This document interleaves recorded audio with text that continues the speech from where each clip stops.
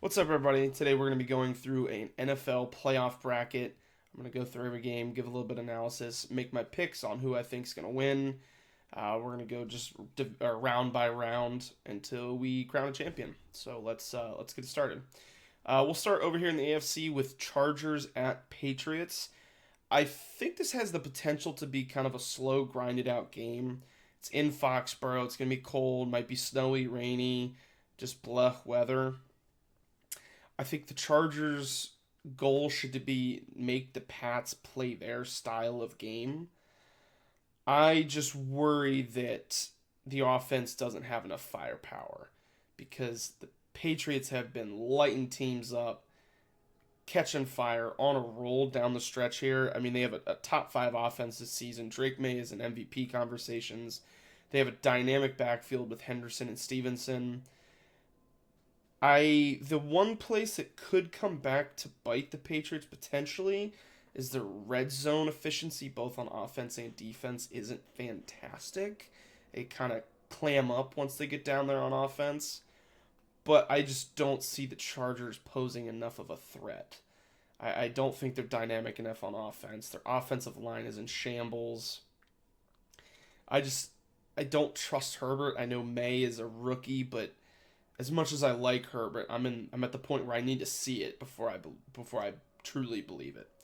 So I will roll with the Patriots to knock off the almost called them San Diego, the Los Angeles Chargers. Next, we'll move on to the Bills and the Jacksonville Jaguars, playing down in Jacksonville, nice and sunny. Certainly going to be different weather than the Patriots game. This is an interesting one where it seems that strengths kind of meet each other instead of strengths taking advantage of weaknesses. The Bills' rush defense is terrible. I mean, it's pitiful, it's disgusting, it's gross. However, their passing defense is not nearly as bad. I think it kind of gets lumped together as total defense. Their defense isn't good, and their defense is not. But they're much better against the pass than they are against the rush.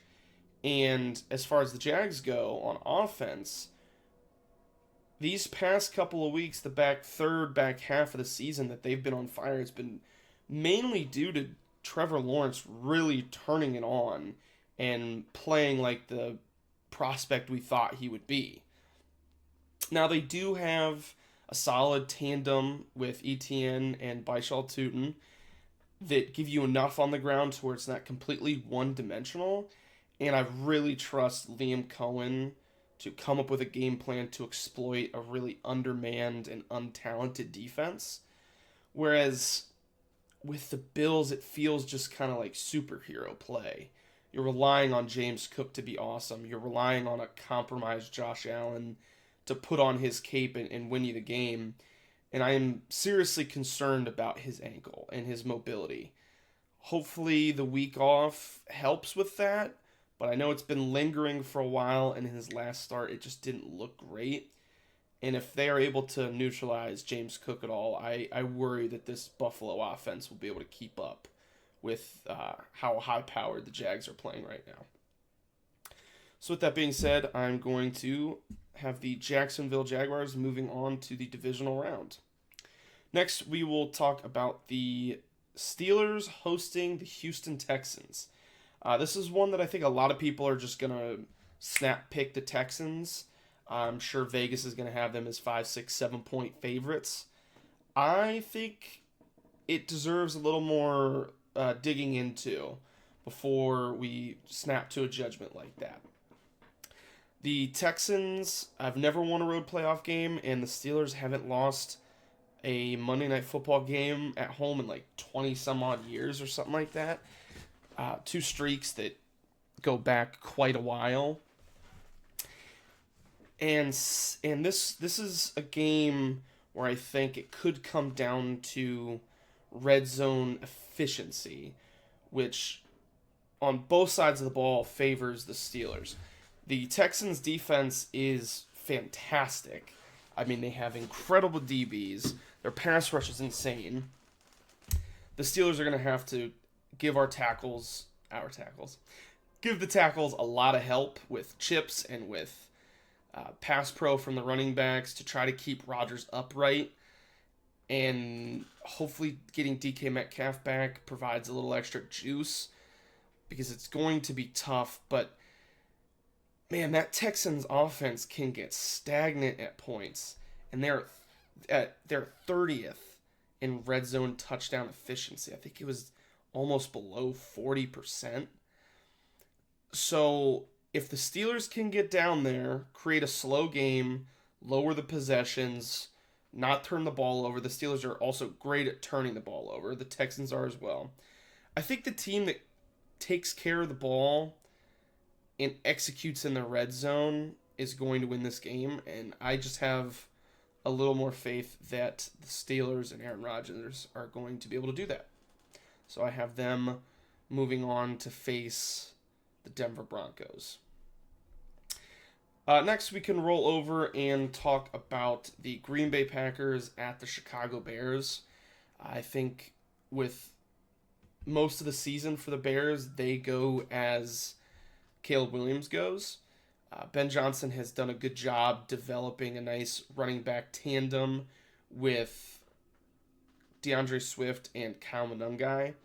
And they're even top 5 in rush yards per game as a team, which is no shocker because of what he was able to do in Detroit.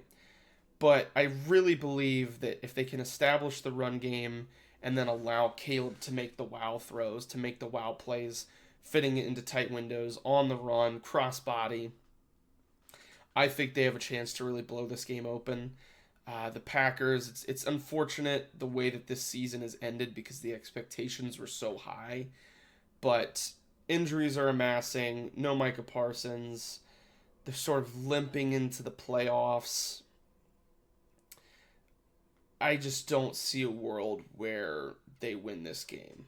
So I will take the Chicago Bears to move on to the second round. The Philadelphia Eagles and the San Francisco 49ers. This is a somewhat similar discussion as the previous game. The Niners had been extremely hot after getting Purdy back up until their last game against the Seahawks, which, can you blame them that much? I mean, they didn't get annihilated. It was certainly stagnant. But Purdy has been playing well. He's looked healthy. He's looked mobile. Hopefully Pearsall can get and stay healthy. Same thing with Kittle. I think if you start to lose some of those weapons, you really run the risk of just hampering your offense. And on the Eagles side, it's similar to the Steelers where it's not a fantastic offense the middle, the first 80 yards of the drive. But once they get into the red zone, they're extremely efficient at turning in touchdowns. So is their defense. Quinyon Mitchell and Cooper DeJean are amazing. Their defensive line is fantastic. Their tackles are good. They've just kind of got talent everywhere. But part of me just does not trust Jalen Hurts and that offense. It just hasn't looked the same. I think Saquon Barkley not having nearly the same year as he did last year is a huge reason why they are sort of a stuttering and stagnant offense at times. And my gut is just telling me to roll with San Francisco. I know it's going to be in Philly. The crowd's going to be wild. But I just trust Purdy to get it done on the road with McCaffrey and Kittle and company. Next is the Rams at the Panthers. This is not one we need to spend too much time about. I would be stunned if the Rams lost this game. I would be floored. My jaw would hit the floor. I don't see any way they lose this game. The D-line just needs to be disruptive in the run game and in the pass game, and I think that's all you got to do. Just don't let Rico Dowdle kill you, essentially. So, needless to say, I'm going to be taking the Rams. We'll stay over here on the NFC side. We'll start up top with the Niners at the Seahawks. This is another interesting one, a rematch of just a few weeks before this would happen. my gut is telling me I just really like the 49ers, man. Their defense hasn't been great without Fred Warner and without Nick Bosa. Their run defense isn't very good. But I like Sam Darnold, but we just haven't seen a good high leverage game from him. You could argue that the win against the 49ers was high leverage, but because it's similar to last year when he was with the Vikings, but it's not like he played lights out.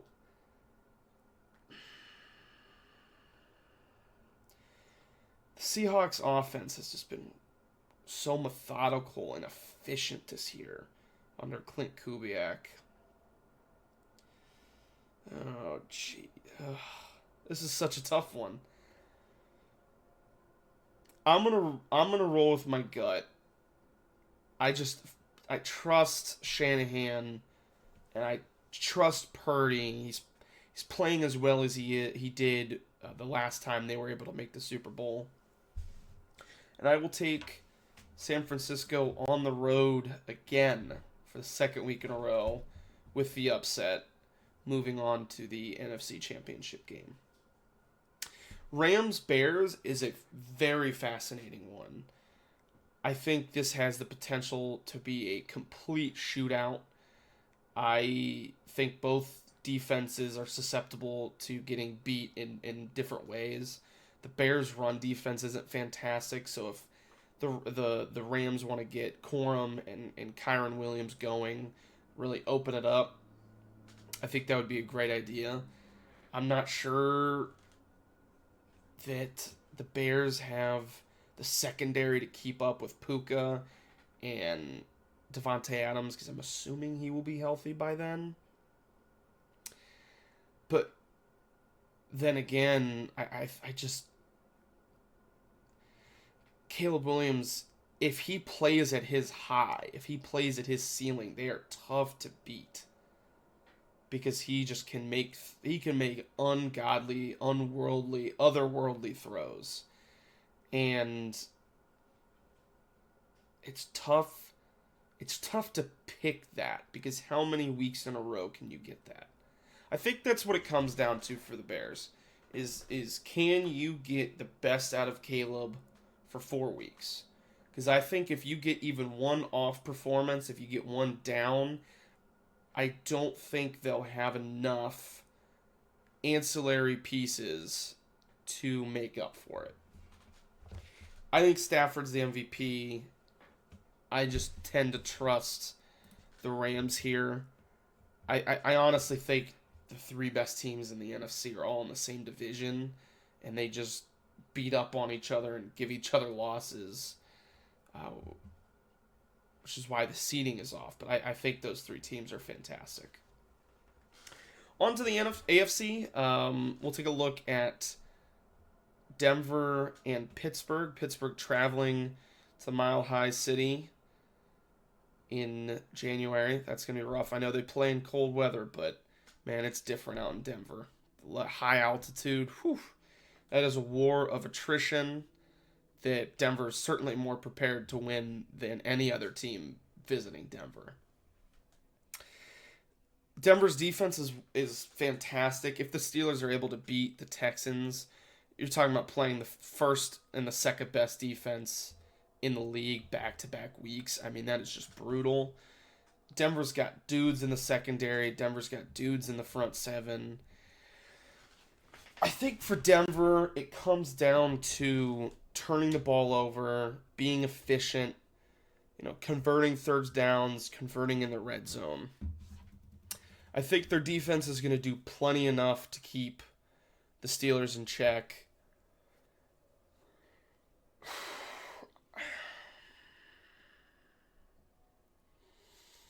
And just with that home field advantage in Denver, that's tough, man. Does Aaron Rodgers have it in him to go into Denver and knock off the 1 seed? Do I trust Bo Nix? I'm rolling with my gut here. This might be my black and yellow shaded glasses, but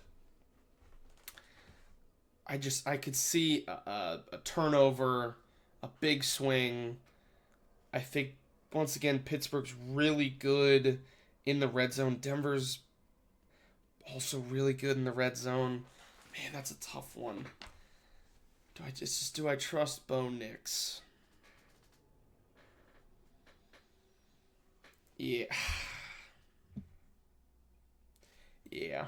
I think they have enough to get it done. I think he can play clean enough and make the plays that are there when presented. So I'll take the Broncos to head to the AFC Championship game with the potential for a classic 2010s matchup, Peyton Manning and Tom Brady, with the Jags heading into Foxborough. This is an interesting one because the Patriots have a fantastic offense, but once they get into the red zone, like I said, it clams up. And the Jags have been on such a heater. They have been on such fire. I think we're seeing the best ball out of Trevor Lawrence that we've seen in his entire career, especially the extended stretch of play. I mean, he might have had peaks here or there that have been better than what he's playing right now, but as far as consistently week after week, he is performing extremely well right now. I think Liam Cohen was a fantastic hire. Excuse me. I think Liam Cohen was a fantastic hire. He has figured out the strengths of Lawrence. He's figured out how to use his backfield efficiently and effectively. Mike Vrabel is a great coach in himself, obviously. And I think Josh McDaniels has done a great job with Drake May this year. My gut is just telling me the Jags, just with the firepower that they've been producing. I know the Patriots have too. It's in Foxborough. I think the inexperience of May and this team as a whole might snag them in this round. So I'm rolling with the Jacksonville Jaguars to move on to the AFC Championship game, where they will be heading to Denver to take on the Denver Broncos, led by Sean Payton and Bo Nix. Potentially one of the most high-powered offenses coming into the playoffs versus one of the best defenses in a cold, dry, thin-aired climate. At home, you'd think it would favor the Broncos, but I think Trevor Lawrence in this offense have just figured it out. And they haven't even been highlighting Brian Thomas Jr.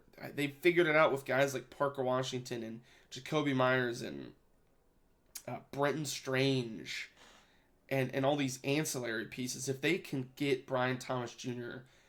on board looking somewhat like he did last year, it can only turn this offense up a notch. And I think they have the firepower. I think the experience from Lawrence, I could see them beating the Jags and heading to San Francisco to play in the Super Bowl.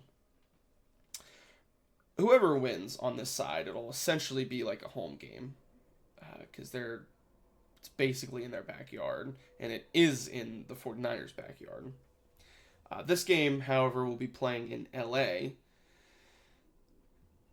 And once again, another road divisional playoff game for the 49ers. Another rematch of what happened twice this year already. And I think this is finally where they fall short. I think these are the two best teams in the AFC. NFC, I like them both better than the Seahawks just because I trust the quarterback and the offensive coaching more than I do for Seattle.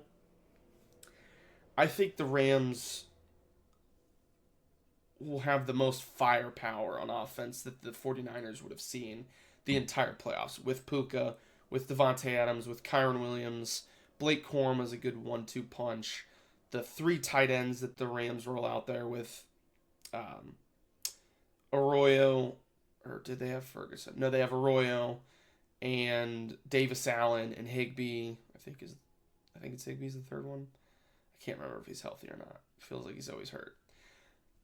I just see it being too much for that depleted 49ers defense to handle, where their offense won't be able to overcome it like they might have in previous weeks.